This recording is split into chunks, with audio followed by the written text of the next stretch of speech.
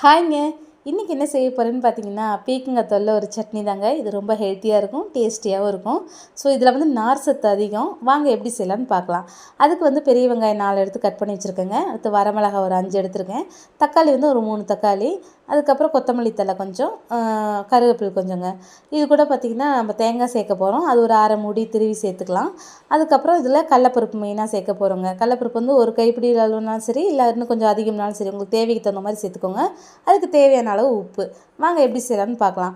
கடாயில் எண்ணெய் சூடானதுக்கப்புறம் கடலப்பருப்பை போட்டுக்கோங்க.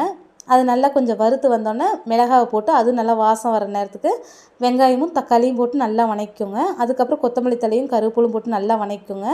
வணங்கினதுக்கப்புறம் அதுக்கப்புறம் நம்ம குட்டி குட்டியாக கட் பண்ணி வச்சுருக்கோம்ல பீக்கங்காய் தோல், அதை நல்லா அலசிட்டு போட்டு அதையுமே நல்லா வணக்கிக்கோங்க. உப்பு கொஞ்சம் போட்டு நல்லா கிண்டி விட்டுட்டு அடுப்பை சிம்மில் வச்சுருங்க. ஒரு மூடி ஒன்று போட்டுருங்க. அப்பப்போ எடுத்து கிளறி விட்டுட்டே இருங்க. தோல் வந்து பச்சை நிறம் மாதிரி இந்த அளவுக்கு வதங்கணுங்க. இதுதான் அளவு. ஏன்னா இந்த இல்லாட்டி பச்சை நாற்று அடிக்கும், நல்லா இருக்காது. ஸோ இந்த அளவுக்கு வதங்கினதுக்கப்புறம் தேங்காய் துருவலையும் அதிலே போட்டு ஆற வச்சுருங்க. ஆற வச்சுட்டு மிக்சியில் போட்டு எடுத்தோம்னா செம்ம சூப்பரான ஒரு சட்னி ரெடிங்க.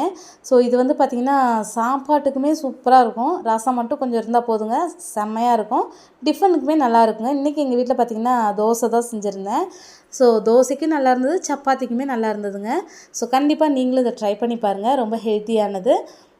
ட்ரை பண்ணி பார்த்துட்டு எப்படி இருக்குன்னு கமெண்ட் பண்ணுங்கள். வீடியோ பிடிச்சிருந்ததுன்னா லைக் பண்ணுங்கள். ஓகே, பாய்.